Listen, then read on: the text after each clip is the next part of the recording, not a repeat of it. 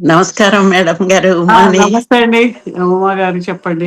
నిన్న పొద్దున మీ క్లాసెస్ నుండి హీలింగ్ తీసుకున్న తర్వాత యూజువల్‌గా మెడిసిన్స్‌కి ఇమ్యూన్ అయిపోయా యాంటీబయోటిక్స్‌కి.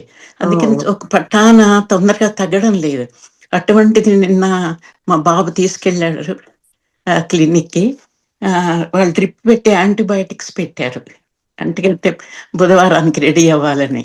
సో ఆహ్, తర్వాత ఓరల్‌గా కూడా యాంటీబయాటిక్స్ ఇచ్చారు. సో, దానివల్ల ఏమైంది, తొందరగా తగ్గింది. కొంచెమే కాఫ్ ఉంది. ఇప్పుడు ఫీవర్ కూడా తగ్గింది ఓకే. ఓకే. పుణ్యమాని. హ్మ్. అయితే రాత్రి 1:30 వరకు నిద్ర లేదు.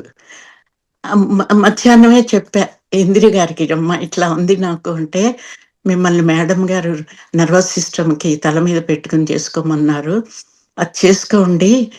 తలనొప్పి తగ్గుతుందన్నారు." అది రాత్రి 1:30 గుర్తొచ్చి తల మీద పెట్టుకున్నా. అఫ్‌కోర్స్ నాకు ఈ షోల్డర్స్ 90 డిగ్రీస్‌లో వెళ్ళవు. పెయినొస్తుంది. పడుకుని ఏ పక్కకు పడుకుంటానో అట్లా ఆహ్, గ తల దగ్గర అట్లా పెట్టుకుని ఇటు వైపు అట్లా, అట్లా పెట్టుకున్న తర్వాత ఒక 20 నిమిషాలు చాలా మట్టుకు 40, 50% తగ్గింది. 2:30కి నిద్రపోయినా. అయితే హ్మ్. మెడిసిన్ అట్లా వర్క్ చేయడం ఇదే ఫస్ట్ టైమ్. యూజువల్‌గా అట్లా ఇచ్చినా ఎక్కువగా ఉంటాదండి. ఉంటుండే. ఇప్పుడు మనకు హీలింగ్‌లో ఎలా జరుగుతుందంటే, మనకు ఒక్కొక్కసారి ఏ డిసీజో తెలీదు. చాలా మందికి అన్ని రిపోర్ట్స్ బావుంటాయి. ప్రాబ్లమ్ ఉంటది. పెయిన్ ఉంటది. లేతే ఇంకోటి ఉంటది. నీకు టెన్షన్ అమ్మా, నువ్వు మెడిటేషన్ చెయి, ఇంకేదో చేయంటారు వదిలేస్తారు. అలాంటప్పుడు మీరు హీలింగ్‌లోకొస్తే ఏంటంటే, కరెక్ట్ అదేంటనేది ఐడెంటిఫై అవుతది. లేదు అంటే సరైన డాక్టర్ దొరుకుతారు. Something what is needed for you అక్కడ జరుగుతది. ఎగ్జాక్ట్‌లీ. హీలింగ్‌లోనూ తగ్గుతది. ఆ! ఒక్కొక్కసారి బయట ఎక్స్‌టర్నల్ అవసరం ఉన్నది కూడా మనకు జరగడం అనేది మేడం ఆవిడ ఉమా గారు కాలిఫోర్నియా నుంచి పెద్దావిడ. ఆవిడ చాలా 79 ఇయర్స్. బట్ ఆవిడ నేర్చుకొని చక్కగా చేసుకుంటున్నారు. ఇదివరకు ఇదే లాస్ట్ 6 మంత్స్ బ్యాక్ ఇట్లాగే ఎఫెక్ట్ అయినప్పుడు సివియర్ కోల్డ్ అది. హ్మ్. ఇలాగే మెడిసిన్స్ ఇచ్చారు. బట్ అప్పుడు చలి ఎక్కువైపోయి, తలభారం ఎక్కువైపోయి చాలా హ్మ్. ఇదయింది. 3 వీక్స్ యాంటీబయోటిక్స్ ఇచ్చారు. అంత లాంగ్ పీరియడ్‌లో.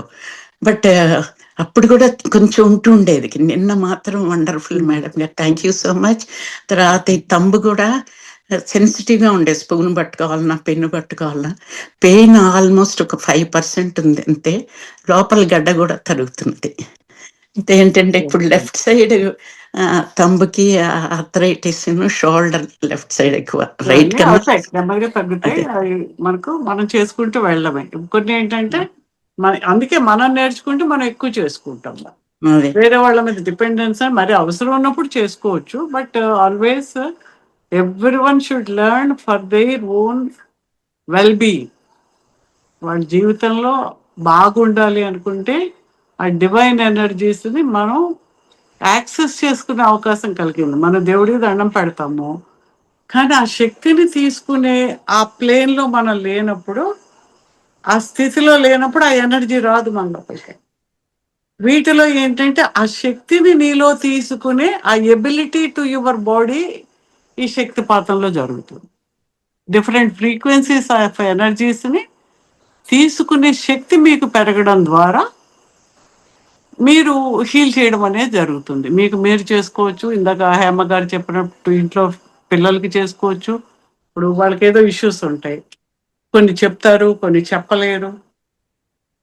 అయినా మనం వాళ్ళు చేస్తుంటే ఆటోమేటిక్‌గా వాళ్ళు బ్యాలెన్స్ అవుతారు, హీల్ అవుతారు.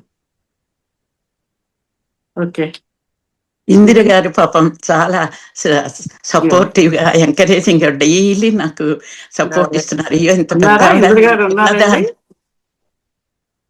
ఉన్నాను మేడం. నేనింత నేను కూడా చెప్పండి. మాట్లాడతాను. మీరు చెప్పండి. ఇందిర గారు ఈస్ ఫ్రమ్ బోస్టన్. చాలా గైడ్ చేస్తున్నారు ఇందిర గారు గూడా. అదే. మీరు చెప్పినవన్నీ యూఎస్‌లో అందరిని గుర్తుపెట్టుకొని పాపం నాకు ఆవిడ గైడ్ చేస్తారు.